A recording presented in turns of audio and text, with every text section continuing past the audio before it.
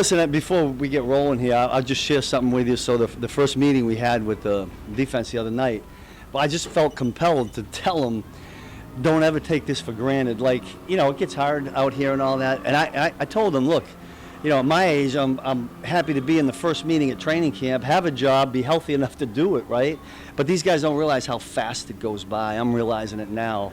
But I could see them all when I was talking to them, all nodding. So I think they get it. But we're happy to be here and having some fun out there going against the offense. Not every play was fun, but most of them we did some good things. So with that, I'll just open up and let you roll. Do you share that story every year, or just you felt compelled to do this? I don't know if probably somewhere in training camp I say that. Listen, I love training camp. Like, I love going away. I love this part of it.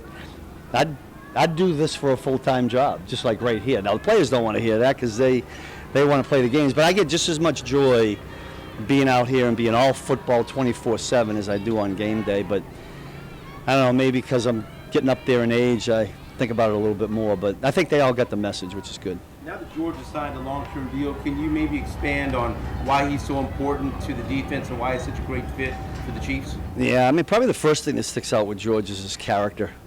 The one thing that Brett and Andy do a great job of, we bring in a lot of good character guys. That's huge, in my opinion, in today's pro sports, because usually when you're a high character guy, you're unselfish. George has got all of that, and then his ability and his intelligence. I can remember when Joe and I did the Zoom call with George, because I think he was the COVID draft, and you guys would remember better than me, and I just remember that came out in a Zoom interview, all of that, how much he loved football, high character guy, how important it was to him. So, and Brett does a great job keeping those guys here.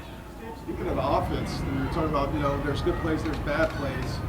They're trying to emphasize going deep much more often. Yeah. Just for you, just trying to get your guys to defend that. And when do you see those observations? Yeah, I'd say. Yeah, I don't like them when they happen. However, because look at, you can't touch the quarterback, so it's a longer down. But hopefully it makes us better in eliminating those, because those will kill you in the game. I can remember 1 or 2 there today. But listen, the offenses will make us better by doing that in terms of taking away those deep plays, because big plays and explosive plays in this league, when you give them up, usually that doesn't bode well for points allowed. So they help us there. And then the one thing we try to do, like I'm going to flip it around, like you always see our guys kind of punching at the football, which we emphasize. I just think it helps the offensive guys, cling to it.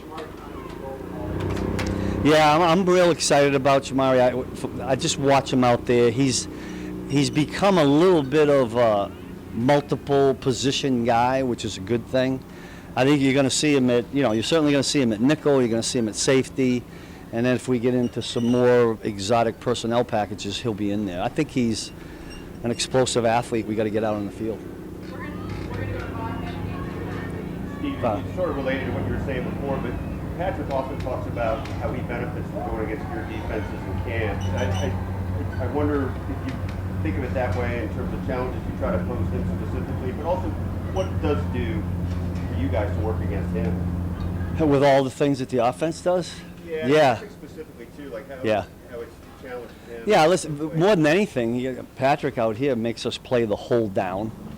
I'm always yelling at Chris because he's not pass rushing the whole down, so I gotta get him at. But I tell him not to chase him too much. I don't want to pull. What was that week that we chased Patrick and we pulled the? It was like playoff or something, right? Playoff. Yeah. So we got a special rule for Chris on that. But getting back to for what he does and what we do offensively, I think that makes us be prepared for a lot of things during the year. And do you think specifically of him in some ways as you Patrick? Yeah, because this league, listen, it seems like every week, it's probably not. There aren't very many quarterbacks in the league now that aren't athletic, dynamic, extend the down, and Patrick does this every snap here, and that makes us better. Go ahead, Nate. Steve, it appears that Andy's sort of message to the guys was about urgency, using that as a word to sort of emphasize camp. How do you, with your guys' balance, trying to appreciate every day, it's long, but also emphasize urgency, the balance between those 2 things? Yeah, So we normally talk about building a foundation. We're always saying rock solid foundation. And listen, I try to, it gets shorter and shorter every year in my opinion. It feels like it, the preparation to get ready. And we were hopeful, and I think most of the guys did a good job of it. When they left after the OTAs, that had to still be a work time for them. Because when you get here, you can't, in 1983, I was an intern with the Washington Redskins. We went to training camp on July 6th. There was 120 rookies for 2 weeks. There were 6 preseason games, because there were 14 games then, right? And so you had all this, you had all this time in training camp to kind of get your body ready. That's what the vets did. It's different now.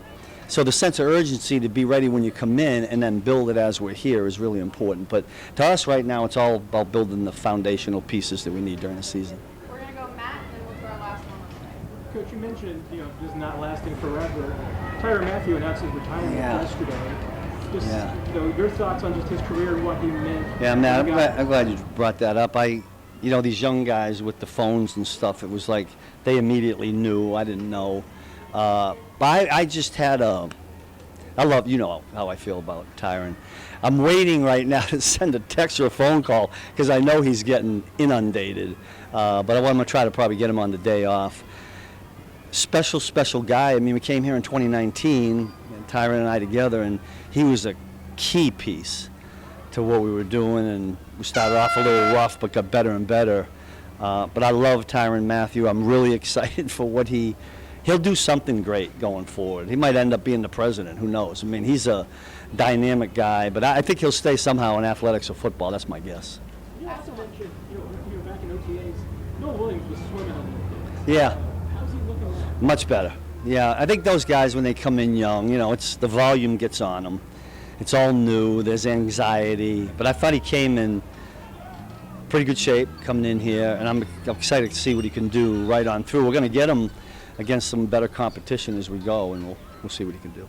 Last one right over here. Heading into another training camp with Nick, obviously got to extend him in the offseason. What has he meant to this defense over the years? Yeah, he's just about everything, He's Patrick Mahomes for us. I've said this before, and we're pretty multiple defensively, so if you don't have that guy, it gets really challenging. I had, back when we didn't know we were getting Nick, because it was, I had to, in my mind, I was preparing, if we don't have Nick, what do we do? And it's just not the same. So thank God he's here. Yeah. Thanks, Coach. That it? Good.